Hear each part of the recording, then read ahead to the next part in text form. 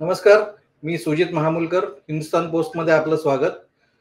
गेली अनेक वर्ष आदिवासी आणि शेतकरी बांधवांसाठी भांडणारे समाजसेवक किशोर तिवारी यांनी गेल्या काही वर्षात राजकारणात प्रवेश केला आणि त्यांचा पहिलाच पक्ष शिवसेना उद्धव बाळासाहेब ठाकरे हा होता. तर त्यांना 2019 मध्ये उभाटाने त्यांना प्रवक्ता म्हणून त्यांची नेमणूक केली. आत्ता कालच एका टीव्ही चॅनलला इंटरव्ह्यू देताना तिवारी यांनी जे शिवसेना उभाठामध्ये जे आता सुरू आहे, म्हणजे तिथे काय परिस्थिती आहे, सत्य जे त्यांनी बोलले, ते बोलले त्यावर त्यांच्यावर कारवाई करण्यात आली आहे. त्यांना पदमुक्त करण्यात आलंय, प्रवक्ते पदापासून त्यांना दूर करण्यात आलंय.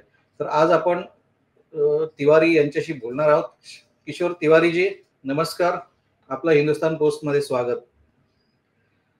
अच्छा, तुम्ही हा तुमचा पहिलाच राजकीय पक्ष म्हणावा लागेल.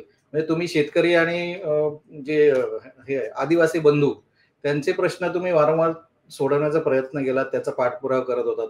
तर राजकीय पक्षामध्ये तुम्ही प्रवेश केला, खरं बोललात आणि जे काही आता गेल्या काही दिवसात सुरू आहे ते सत्य तुम्ही समोर आणलं आणि तुमच्यावर कारवाई झाली. काय वाटतं तुम्हाला आता आज? नाही, उद्धव ठाकरे माझे मित्र आहेत. त्यांनीच माझा सत्कार सुद्धा केला होता 2002 मध्ये आदिवासी सेवक म्हणून, आणि 1 किलो चांदीची त्यांनी मला धनुष्यमानी दिलं होतं त्यावेळेस. आणि त्यांना मी कसा आहे हे सगळं माहित आहे, किती खडूस आहे हेही माहित आहे, आणि दाबून बोलणार आहे हेही त्यांना माहित आहे. मग मी त्यांचा मित्र होतो, आम्ही सोबत काम करायचो, त्यांच्या उमेदवारांना आम्ही मदती करायचो. तसं काही नाही होतं. आणि दिवाकर रावते हे माझे, त्यांना मी शेतकरी नेता म्हणून प्रोजेक्ट केला, त्यांची दिंडी आणि त्यांना सगळा डाटा द्यायचो.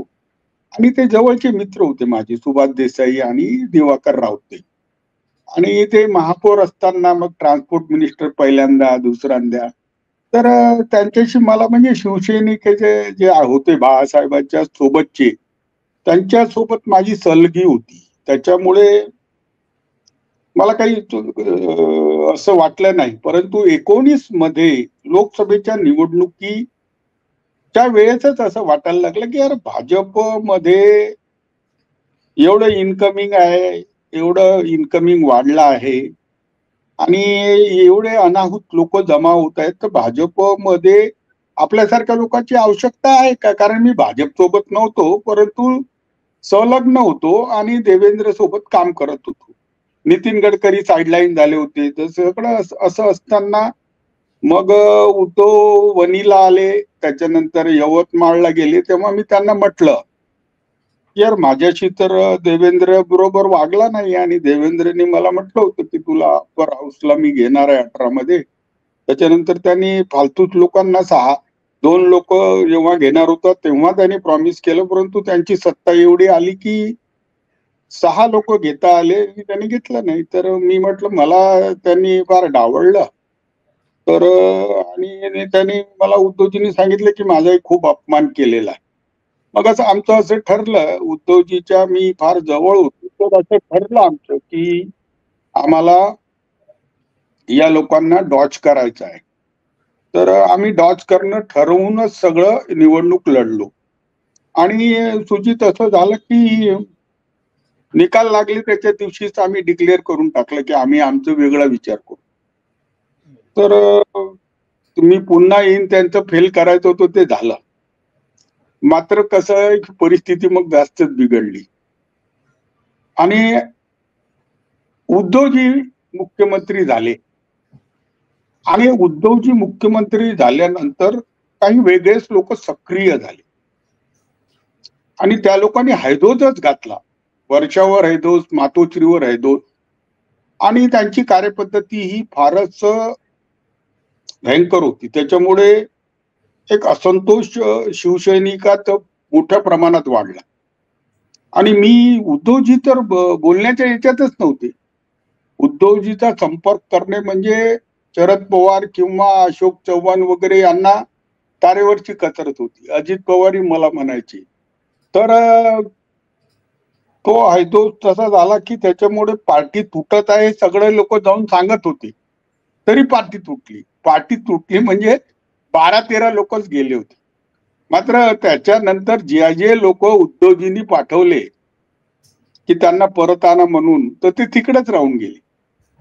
आता त्याला कसं झालं की जेमतेम 15 लोक आमच्याकडे उरले, त्याच्यानंतर ही आत्मचिंतन बिलकुल झालं नाही.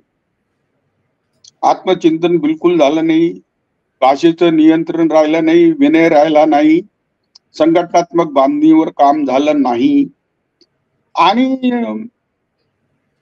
एनडीएच्या नॉन परफॉर्मन्सवर आणि त्यावेळेस ती हवा झाली, त्याच्यातही आम्हाला अनुभव चुकीचा आला. 22 सीटा लढून आम्हाला जेमतेम 9 जागा मिळाल्या आणि आमचे उमेदवार पडले ना. आमचे उमेदवार एकनाथ शिंदेच्या विरोधात पडले लोकसभेत सुद्धा.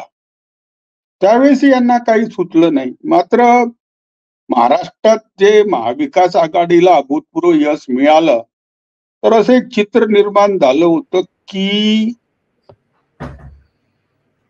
महाराष्ट्रात महाविकास आघाडीचं सरकार येत आहे आणि त्याला धरून मग हैदोस अजून वाढला. तर माझा असा अनुभव होता की विनायक राऊत झाले, हे मिलिंद नार्वेकर झाले आणि रवी म्हात्रे तर कोणाच्या संपर्कात राहतच नाही तो माणूस. तो बाळासाहेब ठाकरेच्या वेळेचा होता, परंतु आता काही बेकामी आहे, तो काही कामाचा नाही. मात्र अनेक लोक म्हणजे सेना भवन मध्ये मग हर्षल आपलं वेगळं चालवत होता, मग अरविंद सावंत हे जिथले संपर्क प्रमुख व्हायचे तिथे तिकीट विक्री सुरू करायची आणि संजय राऊत तर फ्री फॉर ऑल होतं. नाशिक म्हणा की नागपूर म्हणा की पूर्व विदर्भ म्हणा, भास्कर जाधव यांच्याकडे संपर्क प्रमुख म्हणून नियुक्त केलं होतं आणि भास्कर जाधवांना तर मतदारसंघी माहित नव्हते. त्यांनी येऊन सांगितलं की आम्ही पूर्व विदर्भातल्या 24 जागा लढू. आता कोणत्या लढणार हे विचारल्यावर ते सांगायला तयार नव्हते. अशा परिस्थितीत काय झालं की याला नॉन प्रोफेशनल ऍटिट्यूड म्हणतात. राजकीय पक्ष निवडणूक लढतो तर त्यांना संघटना पाहिजे असते, कॅडर पाहिजे असते आणि भाजपच्या विरुद्ध तुम्ही लढत आहात आणि राज्य सरकारची निवडणूक तुम्ही लढत आहात आणि तुमच्या पक्षाचे कद्दावर नेते तुम्हाला सोडून चालले आहेत. अशा वेळेसही तुम्ही आत्मचिंतन करणार नाही तर केव्हा करणार? चुकीच्या दृष्टीने तिकीट वाटप करणे, तिकीट वाटप केल्यानंतर तिकीट वाटप करणारे लोक आता बोलतात की आम्ही निवडून आल्यावर, आमचा काय पक्षाशी संबंध? आम्ही काँग्रेसमधून इकडे आलो होतो, आम्ही बहुजन भारिप संघातून आलो होतो, आम्हाला तिकीट दिली होती, त्याचा मला खर्च आला होता. आता सुषमा अंधारे मॅडम आहेत, यांचं सामाजिक जीवन काय मला माहित नाही, मात्र ते हिंदू विरोधी विचारसरणी, माझ्या पांढरकवड्यात त्यांनी एकदा भाषण दिलं होतं आणि हिंदू देवतांना खूप शिव्या दिल्या होत्या, तर लोकांनी दगडफेक केली होती. आता यांची अशी इमेज झाली. आता मी स्वतः विपक्षणा करणारा माणूस आहे. मला भगवान गौतम बुद्ध यांचा मी अनुयायी आहे, पण मला कधी द्वेष माहित नाही, मला मैत्री माहित आहे, मला मनाचे विकार माहित आहे, मनाचे विकार किती खराब असतात हे माहित आहे. तर हे लोक इतके द्वेषपूर्ण काय बोलायचे? एकनाथ शिंदे सोडून गेले ना, एकनाथ शिंदे सोडून गेले. एकनाथ शिंदेला धरून किती शिव्या द्यायच्या आणि एकनाथ शिंदेचाच विरोध करायचा, त्याला काय अर्थ आहे? तुमचे नवीन लोक सोडून झाले. राजन साळवी सोडून गेल्यावर अंबादास दानवे म्हणतात की राजन साळवी यांच्या सोडून गेले आणि आम्हाला काही फरक पडत नाही. त्याला फरक काय पडणार? औरंगाबाद त्यांनी पूर्ण खाली करून टाकलाय. मी आता त्या किशोरजी बोला, एक प्रश्न असा एक होतो. आता तुम्ही म्हणाल बोलता बोलता की अजूनही हे जे निवडून आलेले आहेत आमदार, त्यातलेही काही जाण्याच्या मनस्थितीत आहेत, तर त्यातले म्हणजे 20 जे आता तुमचे आमदार आहेत उबाडाचे, त्यातले किती जाऊ शकतात असं तुम्हाला वाटतं? 7 ते 8 तर खासदार जातील. 2 लोक राहतील फक्त, अनिल देसाई आणि अरविंद सावंत खासदार. 2 राहतील आणि खासदार आणि आमदार 20 पैकी विधायक आमदार तर 10 जातील, 10 ते 12 जातील. कारण ते लोक त्यांच्या चौकशा लागून जातील. त्यांना डीपीटीसीचा फंड द्यायचा नाही याचा निर्णय झालेला आहे. त्यांची वाताहत होईल. निवडणुकीत खर्च खूप झाला आहे. एक तर पहिले तिकीट आणण्यात खर्च, नंतर मतदान विकत घेण्यासाठी खर्च. म्हणजे आता कोणताही आमदार हा जनतेच्या मतानं येत नाही, काय नाही. निवडणुकीची चा जो स्तर आहे, आमदाराचा जो स्तर आहे, राजकारणाचा जो स्तर आहे, याला खालच्या पातळीवर आणण्याचं श्रेय भाजपला जाते. महाराष्ट्रात तर राजकारणाला बिलकुल तळागाळाला घेऊन जाणारा माणूस म्हणजे देवेंद्र फडणवीस. मोदीला शिव्या द्यायच्या, अमित शहाला शिव्या द्यायच्या, तुम्ही मोहन भागवतला शिव्या द्यायच्या, आणि इकडं देवेंद्र फडणवीस समोर लोटांगण घालायचं. एकदा झालं, दोनदा झालं, तीनदा झालं. अहो, देवेंद्र फडणवीस हा अमित शहाला लोटांगण घालतो. तो तो तो अडाणीच्या बोलण्यावर, अमित शहाच्या बोलण्यावर कोळशाच्या ठिकाणी माती घेऊ शकतो. तो काय आहे? देवेंद्र फडणवीस म्हणजे महाराष्ट्र राजकारणाचा कलंक आहे, आणि त्यांनी राजकीय अस्मिता विकलेला माणूस आहे तो. त्याला काही अर्थ नाही. बोला. एक आरोप केला की म्हणजे शिवसेना उभाटामध्ये जे काही तिकीट म्हणजे विधानसभेची तिकीट विकली गेली असा आरोप केला. आता निवडणुका होऊन 3 महिने होत आले, म्हणजे 3 महिने होतील आता. तर हे 3 महिने तुम्ही गप्प का बसलात? किंवा आता जेव्हा राजन साळवी, गणपत कदम म्हणा, सुभाष बने माजी आमदार पक्षातून बाहेर पडतात आणि शिंदेच्या शिवसेनेमध्ये जात आहेत, तर अशा वेळी तुम्ही हा आरोप करताय, तर मग त्यामागे वेगळा उद्देश नाही आहे ना? सुजित, एक सांगतो तुम्हाला, निवडणुकीचे निकाल लागत होते त्यावेळेस सुद्धा मी पॅनलवर होतो, त्यावेळेस सुद्धा मी आरोप केले. दुसऱ्या दिवशी त्या दिवशी मी त्या टाइम्स नावचा पॅनलिस्ट असल्यामुळे त्यांचे हिंदी मराठी सगळे याच्यातच केले मी. त्याच्यानंतर दुसऱ्या दिवशी आजतक पासून हे बोलत आहे. मराठीचे सगळे चॅनल, हिंदीचे सगळे चॅनल, इंग्रजीचे सगळे चॅनल, राष्ट्रीय चॅनल, याच्यावर मी हा मुद्दा दाबून मांडलेला आहे. किती स्त्री लंपट आहेत, किती तिकीट विक्री आहे, आमच्या विदर्भाच्या याच्यात म्हणायचं म्हणजे भाडकाऊ, किती भाडकाऊ लोक आहेत. आणि एखाद्या राजकीय पक्षाचे संपर्क प्रमुख असे असतात, त्यांनी तर बाळासारखे कार्यकर्त्यांना पोचलं पाहिजे. प्रामाणिक कार्यकर्ते 40-40 वर्ष, 25-25, 30-30 वर्ष निघून चालले गेले. कोणी कोणाला थांबवायला तयार नाही. विष्ठा गेली. हे काय विष्ठा आहे का? एक कार्यकर्ता जोडणं कठीण आहे. आणि सकाळचं प्रवचन, राष्ट्राच्या नावाने संदेश, त्याच्यात दुपारचं अरविंद सावंत बोलणं, संध्याकाळी तोंड वाकडं करून काही लोकांचं बोलणं, याच्यामुळे जनाधार कमी झाला. आमचा जनाधार कमी झाला. आम्हाला ज्या लोकांना आपण वापरलं या विधानसभेत, आणि आपल्याला तोंडाशी घ्यावं लागलं सगळं पराजय, अशा लोकांना काँग्रेसने पदमुक्त केलाय. आपणही पदमुक्त करावं. नवीन लोक, नवीन चेहरे वापरायचे ना. मला एक सांगा तुम्ही, सुजित तुम्ही सांगा, करोना संकट एवढं मोठं आलं तर खिचडी विकणारा आमचा माणूस कसा झाला? त्याला कंत्राट, सरकारी कंत्राट त्याला कशाला? करोना केंद्राचे कंट्रॅक्ट मध्ये यांची नावं कशी? तुम्ही किरीट सोमय्याला किती शिव्या द्या, मात्र सरकारी ठेके घेणं हे तुम्हाला सुचलं कसं? सार्वजनिक क्षेत्रात तुम्हाला ट्रान्सपरन्सी ठेवावी लागेल. तो मिलिंद नार्वेकर बघा, त्याचा बंगला बघा, अंबानीची औलाद वाटतो तो. कुठून आली हे पैसे, कुठून संपत्ती आली? हे तुम्हाला प्रामाणिक आहे का? त्या एकनाथ शिंदेला प्रामाणिक आहे का? देवेंद्र फडणवीसला प्रामाणिक आहे? आणि राजकारणात कोणाकोणाचा हस्तक्षेप किती? बायकोचा किती, पोरांचा किती, आणि मग सत्तेत त्यांचा हस्तक्षेप. आणि हस्तक्षेपचा तर मोठा प्रकार झाला. साळ्याचा हस्तक्षेप, साळ्याचा पोराचा हस्तक्षेप. अहो, पॉलिटिकल पार्टी चालवायची ही सर्कट चालवायची बघा ना. आणि हे काय प्रायव्हेट लिमिटेड कंपनी झाली काय?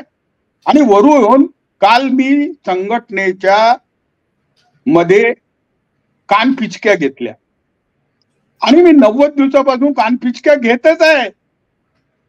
पण काल कसं काय म्हणजे एवढा करंट मारला मलाही माहित नाही. 15 मिनिटात हकालपट्टी झाली. हो. पण काल एकदा प्रसिद्धीसाठी पाठवलं, आज एकदा प्रसिद्धीसाठी पाठवलं. आता संध्याकाळी प्रसिद्धीसाठी पाठवाल, परंतु माझा आवाज कोणी दाबू शकत नाही. हा, आता तर मी 1% बोललो आहे भाऊ. आता मी 100% बोलणार आहे. आणि तुम्ही जे प्रिंटरच्या बॉक्स मधले पैसे मोजत बसला होता ते सगळं आम्ही काढणार आहोत. हो, काय मजाक लावून ठेवली काय? लोकांचे पैसे आहेत. महाराष्ट्राला लुटायचे कोणालाही अधिकार नाही. आणि तुम्ही राजकारणात आहात, सार्वजनिक जीवनात आहात, तुमच्या जबाबदाऱ्या खूप आहेत.